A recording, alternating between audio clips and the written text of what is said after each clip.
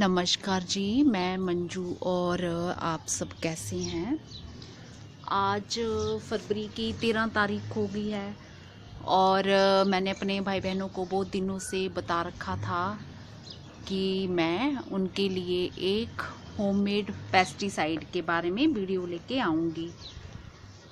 But बस हर रोज़ कुछ ना कुछ काम कुछ ना कुछ अलग अलग प्लांट्स पे जहाँ किसी और चीज़ के बारे में मैं जानकारी देती रही, इसके लिए टाइम ही नहीं निकाल पाई। तो आज मैं जो आपको जानकारी दूंगी वो एक हॉर्टिकल्चर के एक्सपर्ट जिनसे कि ये मुझे जानकारी मिली है, उसी आधार पे मैं आपको बातें बताऊंगी। तो हो सकता है कि आपके घर में, जहाँ आपके गार्डन में वो प्लांट्स आपको मिल जाएं और आप अपने होम गार्डन में उसका इस्तेमाल ईज़िली से कर सकें, मतलब जो आप पेस्टिसाइड बनाएं। तो बहुत सारी चीज़ें ऐसी हैं जिनके बारे में मुझे पता नहीं है, जैसे बहुत सारी बीमारियां पौधों को जो लगती हैं। तो जो एक्सपर्ट हैं उन्होंने तो बहुत डीपली बहुत सारी वो बातें बता रहे थे, पर मैंने उनको बोला सिर्फ थोड़ी आसान जैसी, जो आमतौर पे चीज़ें जैसी होती हैं, प्लांट्स पे बीमारियां लगती हैं, उन्हीं के बारे में बताएं।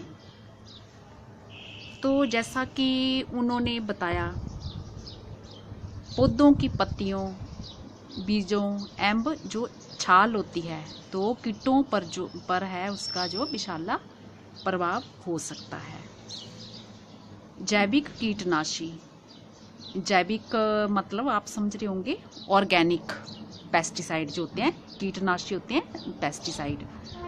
तो ये सब उन्होंने हिंदी में नोट बना के दिया है। तो कुछ अगर मुझे असुविधा हो, जैसे मैं ठीक से ना बता पाऊँ जहाँ, तो आप अंदाज़ा लगा सकते हैं कि मैं क्या कहना चाहती हूँ। तो जो ऑर्गेनिक पेस्टिसाइड होते हैं वो रासायनिक कीटनाशकों की अपेक्षा अधिक समय लेते हैं अपना असर दिखाने में। इसलिए ये आवश्यक हो जाता है कि जैसे ही फसल पर कीटों का प्रकोप दिखाई दे तो इसका तुरंत प्रयोग करें। जब भी जैविक कीटनाशी जो कि मैंने अभी बताया, ऑर्गेनिक पेस्टिसाइड जो तैयार करें, इन्हें छाया में ही रखें, क्योंकि धूप में सूर्य के प्रकाश पड़ने से इसका जो प्रभाव है वो कम हो सकता है। तो जो तैयार ऑर्गेनिक पेस्टिसाइड में जब उनका छिड़काव करना है तो उसमें क्या कर लेना है, आपने साबुन का थोड़ा सा घोल मिला देना है। तो साबुन का घोल मिला देने से क्या होता है कि वो पत्तियों से अच्छे से चिपक जाता है। तो इस बारे में मैंने पहले भी कई बार आपसे बात की है। तो सबसे नंबर 1 पे उन्होंने मुझे बताया, जो कीटनाशक बताया, पेस्टिसाइड जो बताया, वो है नीम जो उन्होंने बताया वो नंबर 1 पे बताया। तो उनका कहना था कि सदियों से नीम का उपयोग विभिन्न तरह से एक कीटनाशक के रूप में किया जाता है।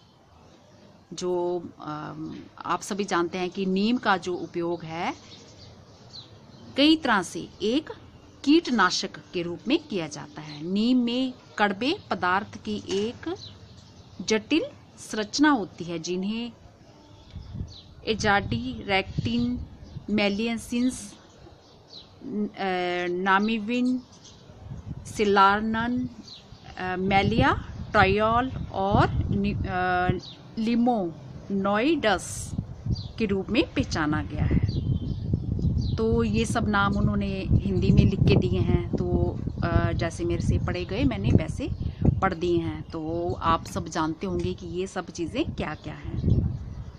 इसमें से जो है एजाडीरेक्टिन को विभिन्न बागवानी एवं वानिकी फसलों में हानि पहुंचाने वाले कीड़ों की 300 से भी अधिक जातियों के नियंत्रण में बहुत असरदायक पाया गया है। कि जो ये नीम के उसमें इन्होंने जो चीज़ें बताई हैं कि क्या क्या हैं, 300 से अधिक जो जातियों के जो कीड़े हैं उन पे असरदायक हैं। प्रमुख हानिकारक कीट जिस पर नीम आधारित कीटनाशी प्रभावकारी है, उसमें प्रमुख है सफ़ेद मक्खी। ये जो मैं रोग के नाम बता रही हूँ वो उन्होंने नोट करके दिए हैं। सफ़ेद मक्खी, माहू, thrips, jassids, locust, leaf miner, moth, leaf hopper, जापानी बीटल, फल मक्खी आदि। तो इनके लिए ये बहुत मतलब लाभकारी है। नीम का उपयोग मुख्यतः 2 प्रकार से किया जाता है। नंबर 1 पे लिखा है उन्होंने नीम तेल और नंबर 2 पे नीम खली। सभी तरह की फसलों के लिए नीम से बने कई तरह के उपयोग में लाए जा सकने वाले जैविक कीटनाशक जल में घुलनशील है। मतलब जो भी हम, इनका बोलने का मतलब है जो पेस्टिसाइड हम बनाते हैं, ऑर्गेनिक पेस्टिसाइड बनाते हैं, वो पानी में घुल जाते हैं, घुलने वाले होते हैं। अगर सिंपली बोला जाए तो ये मतलब है उसका। विभिन्न कंपनियां अलग अलग नामों से इसका उत्पादन करती हैं। जो जैसे वो बाज़ार में मार्केट में बिक के आते हैं, वो अलग अलग नाम से इनको बना के बेचते हैं। नीम की खली एक अति उपयुक्त खाद है जिसमें 2.3% नाइट्रोजन, 1.0 फास्फोरस तथा 1.44% अन्य उपयोगी तत्व पाए जाते हैं। तो ये मैंने अभी आपको नीम के बारे में बताया, जो कि उनसे जो मुझे जानकारी मिली। और दूसरे नंबर पे उन्होंने बताया शरीफा। तो शरीफा जब हम खाते हैं तो आप जानते ही हैं कि उनके सीड जो होते हैं खूब सारे निकलते हैं, तो हमें फेंकने नहीं चाहिए, उनका भी पेस्टिसाइड बनता है। तो शरीफे के बारे में उन्होंने बताया है कि 2 मुट्ठी शरीफा के बीजों को पीसकर, 2 मुट्ठी लेने हैं बस, 4 लीटर पानी में मिलाकर रात भर भिगो लें, सुबह छानकर पौधों पर छिड़काव करें। और ये हो गया नंबर 2 पे शरीफा के सीड का पेस्टिसाइड बनाना बता दिया। और तीसरे नंबर पे उन्होंने बताया मिर्च। 2 मुट्ठी मिर्च पाउडर को 5 लीटर पानी में मिलाकर रात भर रख दें, सुबह छानकर पौधों पर छिड़काव करें। मिश्रण बनाते समय, छिड़कते समय ध्यान रखें कि आँखों या सांस लेने के संपर्क में ना आए। और चौथे नंबर पे उन्होंने तंबाकू बताया है। तंबाकू के निकोटीन में कीटनाशी गुण पाया जाता है। तंबाकू की 80 ग्राम सूखी पत्तियों को 1 लीटर पानी में मिलाकर 2 दिन के लिए रख दें। इसको छानकर प्रातःकाल प्रयोग करें, क्योंकि ये मिश्रण वाष्पशील होता है। तंबाकू जहरीला होता है, अतः इसको शरीर के संपर्क में ना आने दें। आगे इन्होंने 5वां नंबर जो बताया है वो क्रिसैंथेमम के बताया, फूलों के बारे में बताया है, जो कि मैंने एक वीडियो में इसका जिक्र किया था आपसे। तो क्रिसैंथेमम के जो फ्लावर्स होते हैं, तो इन दिनों आपको पता है खूब सूख रहे हैं, तो आप उनको तोड़ के इकट्ठा कर लें और उसका होममेड पेस्टिसाइड बना सकते हैं अपने होम गार्डन के लिए। क्रिसैंथेमम ये मौसमी फूल वाला पौधा है। इसके फूलों में कीटनाशी सक्रिय तत्व होता है। 100 ग्राम सूखे फूलों को 1 लीटर पानी में 1 रात के लिए भिगो दें। इसे छानकर कीटनाशी के रूप में छिड़काव कर सकते हैं। तो एक पेस्टिसाइड ये हो गया 5वें नंबर पे। और 6ठे नंबर पे इन्होंने जो बताया है वो है अरंड। अरंड की पत्तियों तथा तने का प्रयोग किया जा सकता है, परंतु बीज सर्वाधिक प्रभावशाली हैं। मतलब जो इसके जो बीज बताए हैं ना अरंड के, वो सबसे ज़्यादा इन्होंने बताया वो ज़्यादा प्रभावशाली होते हैं। पौधों के 300 ग्राम सूखे भागों को 1 लीटर पानी में 1 दिन के लिए भिगो दें। इसे छानकर शीघ्र प्रयोग करें। ये निमेटोड एवं फफूंदी नाशक भी है। जो बाकी जो बीमारियां जो बताई थी मैंने जब नीम के साथ पढ़ी थी, उनको तो दूर करता है, बट ये जो है फफूंदी नाशक भी है। निमेटोड फफूंदी नाशक भी है। कीट नियंत्रण हेतु इसका 2 से 3 बार छिड़काव लगातार करें। और आगे जो इन्होंने बताया है 7वें नंबर पर, तो इसके प्लांट के बारे में मैं नहीं जानती हूँ। हो सकता है कि आप लोगों ने लगा रखा हो, और क्योंकि मैंने तो कुछ एक गमले रखे हैं बस फूलों के, जहाँ ये सब चीज़ें रहती हैं, जहाँ फ्लावर्स के बारे में, जहाँ फिर ये कुछ फल वगैरह के पौधों के बारे में मुझे इस तरह से जानकारियाँ हो सकती हैं, या डेकोरेशन के कुछ इस तरह से।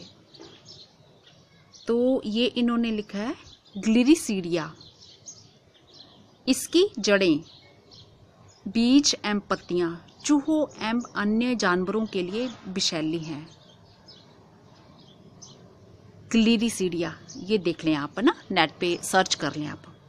माहू नियंत्रण में इसका प्रयोग कीटनाशी के रूप में करते हैं। नंबर 8 पे इन्होंने दिया है लहसुन। लहसुन के 3 बल्बों को कूट पीस कर 10 लीटर पानी में भिगोकर रख दें। इसको 1 सप्ताह के अंदर छानकर छिड़काव करें। अब जो इन्होंने बताया है, आगे जानकारी दी है, आगे इन्होंने बताया है कि कुछ जो वायरस रोगों के नियंत्रण में निम्नलिखित पौधों का प्रयोग कर सकते हैं। अब वो पौधे मैं बताऊंगी जो जैसे वायरस वगैरह हो जाता है ना पौधों में, तो कौन से जो प्लांट्स हैं उनकी रोकथाम करते हैं, उनसे हम पेस्टिसाइड बना सकते हैं। तो वो आप सुनिए। नंबर 1 पे है बोगनविलिया। तो बोगनविलिया तो आमतौर पे मिल ही जाता है, सबके घरों में लगा होता है। अगर घरों में किसी के ना मिले तो आपको सड़क के किनारे, आसपास ये सब लगा मिल जाएगा, कहीं भी आपको मिल जाता है। तो इसका कैसे उपयोग करना है? बोगनविलिया 200 ग्राम ताजी पत्तियों को 1 लीटर पानी में पीसकर अच्छा मिश्रण तैयार कर लें। इसका छिड़काव टमाटर और सेम के वायरस नियंत्रण हेतु कर सकते हैं। तो ये हो गया बोगनविलिया। और नंबर 2 पे है डेलिया।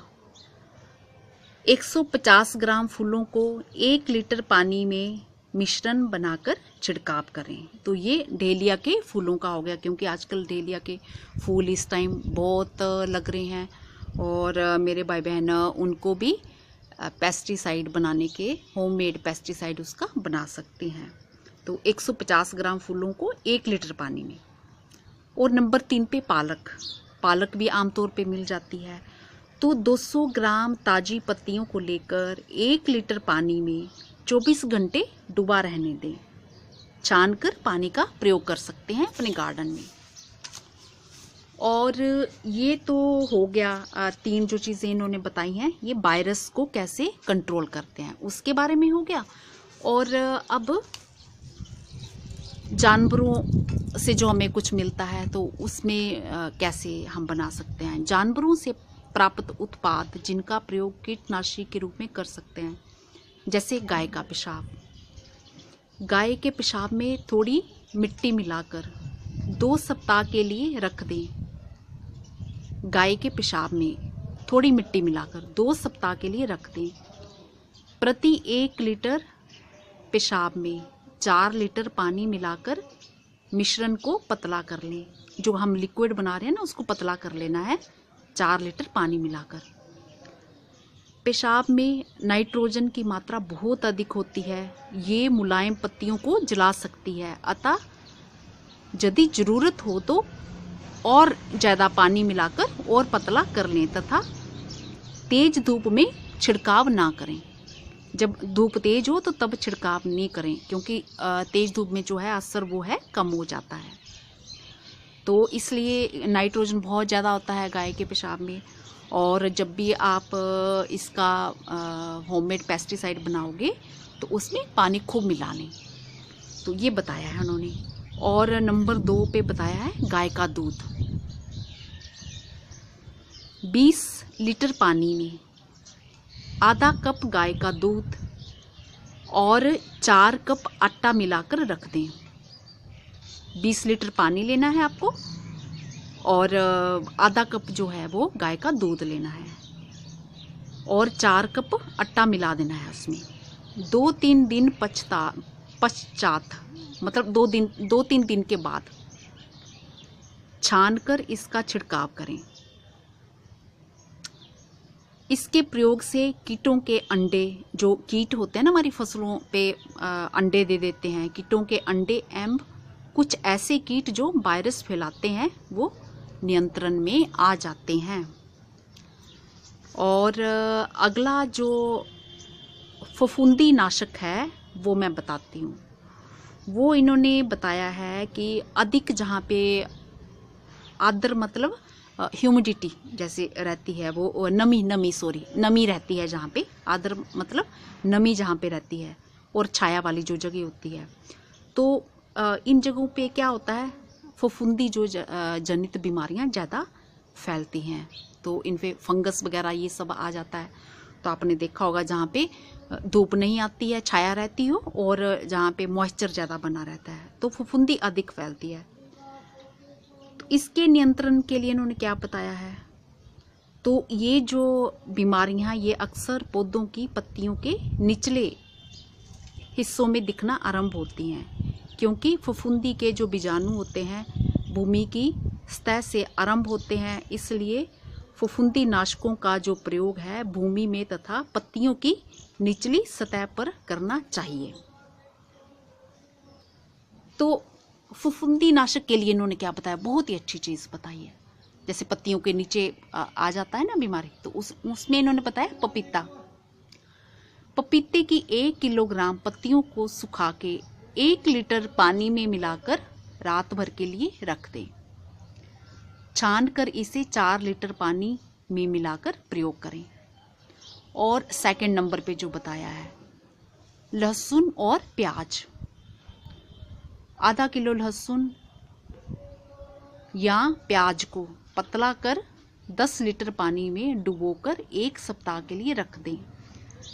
इसमें 10 लीटर पानी और मिलाकर फसलों पर छिड़काव करें। तो इन्होंने ये जो सब पेस्टिसाइड बताए हैं, हम तो जैसे कुछ एक प्लांट्स घर में लगाते हैं, ये इन्होंने फसलों के लिए बताए हैं कि जो मेरे भाई बहन फसलों पे करना चाहते हैं, तो फसलें जो खेतों में लगाई होती हैं उन पे भी ये कर सकते हैं। मतलब यही नहीं कि हमने छोटा सा गार्डन बना रखा है, 4 पौधे लगा रखे हैं, उन्हीं पे करना है। तो जिनके वो खेतों में खूब सारी फसलें, बड़े बड़े खेत हैं, खूब सारी फसलें लगी हैं, तो ये उन पे छिड़काव भी कर सकते हैं। हम तो करेंगे ही अपने प्लांट्स पे, पर उन लोगों के लिए भी है। तो ये सब उन्होंने बताया है, और भी कई सारी चीज़ें उन्होंने बताई थी। तो मैंने सोचा मेरे भाई बहनों को इतने से में अगर जानकारी मिल जाती है तो बहुत बड़ी बात है। तो मैं होप करती हूँ कि मेरा आज का वीडियो आपको पसंद आया होगा, और अगर मैं कुछ चीज़ें सही से नहीं बता पाई होंगी तो आप मुझसे पूछ सकते हैं, क्योंकि बहुत सारी जो बीमारियां हैं मुझे भी उनके बारे में ज़्यादा नॉलेज नहीं है, क्योंकि मैं भी आपकी तरह ही, जो मेरे भाई बहन नए नए सीख रहे हैं, वैसे तो मैं गार्डनिंग 16 सालों से कर रही हूँ, पर बस मोटी मोटी ही बातें जानती हूँ, और बस कुछ एक्सपेरिमेंट नए नए मेरे चलते रहते हैं, वही सब होता रहता है। तो अगर जो लोग फसलें लगाते हैं उनको तो इनकी जानकारी होगी। कुछ अगर मेरे से गलत बोला गया हो तो प्लीज़ आप उसकी तरफ ज़्यादा ध्यान ना दें। जो जानकारी आपको मिली है, अच्छी जानकारी आपके लिए है, तो वो आप ज़रूर उसको अपने ध्यान में, माइंड में रखेंगे। तो होप करती हूँ आज का मेरा वीडियो पसंद आया होगा, और अगली बारी मैं कुछ और चीज़ों के बारे में आपसे बात करूँगी। धन्यवाद। ये जो जानकारी दी है ये एक हॉर्टिकल्चर एक्सपर्ट हैं, ये उनकी बताई हुई जानकारी है। उनके पास तो बहुत लंबी चौड़ी जानकारी थी, पर मेरे पल्ले नहीं वो पढ़ने वाली थी। तो जितना जितना जो मेरे पल्ले पड़ा वो मैंने आपके साथ शेयर किया। तो धन्यवाद जी, नमस्ते।